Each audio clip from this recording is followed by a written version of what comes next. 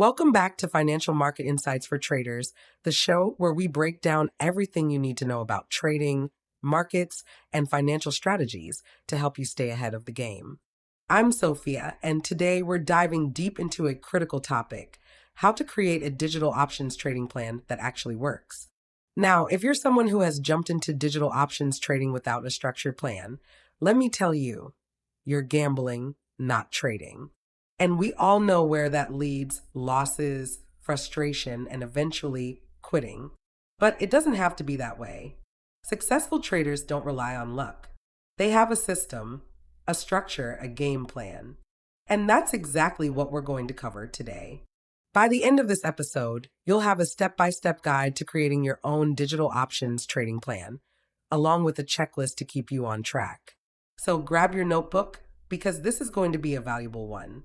Let's get started. Why every digital options trader needs a trading plan. All right, let's start with the basics. Why do you even need a trading plan? Well, think of it like this. Imagine driving to an unknown destination without a GPS or a map. You'd probably take wrong turns, waste fuel, and maybe even end up lost. Trading without a plan is the same. You might win a few trades here and there, but without a structured approach, consistency will always be out of reach. A well-structured digital options trading plan helps you. Define your trading goals. Set clear entry and exit rules. Manage risk effectively. Avoid emotional trading. Track your progress and improve over time.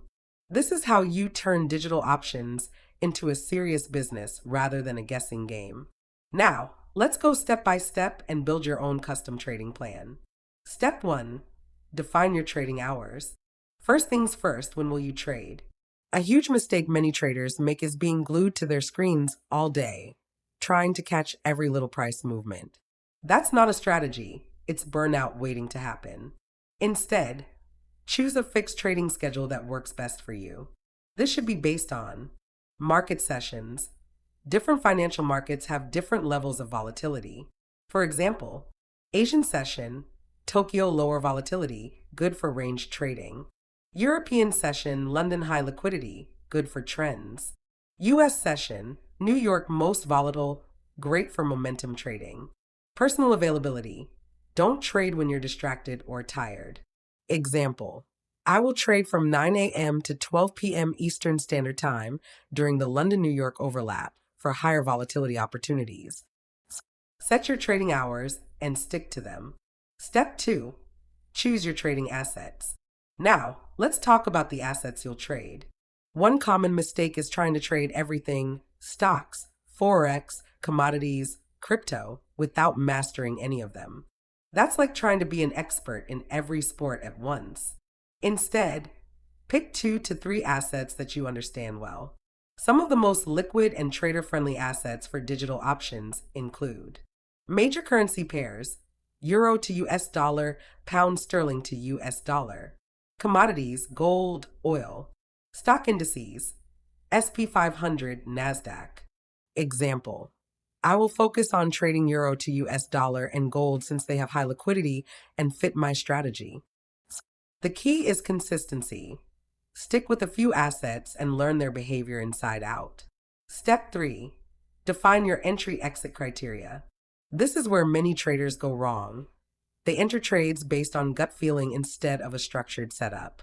Your trading plan should include clear entry rules based on indicators or price action. Some popular criteria include technical indicators, moving averages to identify trends, RSI to check overbought/oversold levels, MACD for momentum shifts, price action patterns, engulfing candles, pin bars, support resistance zones, news events. Avoid trading during major economic releases if you prefer stable conditions.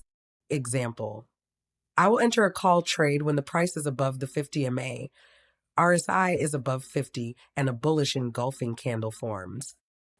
This ensures you only take high probability trades. Step 4. Set your risk per trade. Risk management is non-negotiable. If you're risking too much per trade, one bad streak can wipe out your entire account. A good rule of thumb is to risk no more than 1 to 2% of your account per trade. Example: If my account balance is $1,000, I will risk only $20 per trade. Also, never increase your trade size after a loss. This is the fastest way to blow up your account. Step 5. Establish a maximum trade limit. Overtrading is a killer. Many traders take trade after trade, thinking the next one will recover previous losses. That's not strategy, it's gambling. To stay disciplined, set a daily trade limit. Example, I will take a maximum of 5 trades per day. If I lose 3 consecutive trades, I will stop trading for the day. This keeps emotions in check and prevents revenge trading. Step 6. Keep a trading journal. Tracking your trades is one of the best ways to improve. A simple trading journal should include date time of trade, asset expiry time, entry price trade direction, outcome of the trade, notes on why you took the trade. Example, I will maintain a trading journal and review my trades weekly to identify strengths and weaknesses. A journal helps you refine your strategy over time. Step 7. Use a pre-trade checklist. Before placing any trade, run through this checklist. Check market news and upcoming events. Verified technical indicators align with strategy. Ensured proper risk management. Recorded trade details in journal. Emotionally prepared for trading.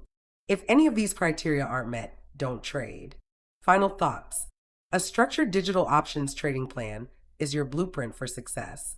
By defining your strategy, managing risk, and staying disciplined, you can dramatically increase your chances of profitability.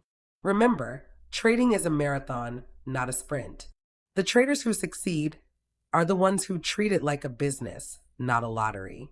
If you're looking for a reliable digital options trading platform, check out crystalballmarkets.com and start trading with confidence. That's it for today's episode of Financial Market Insights for Traders. If you found this valuable, make sure to subscribe, and I'll see you in the next episode. Until then, trade smart, stay disciplined, and keep learning.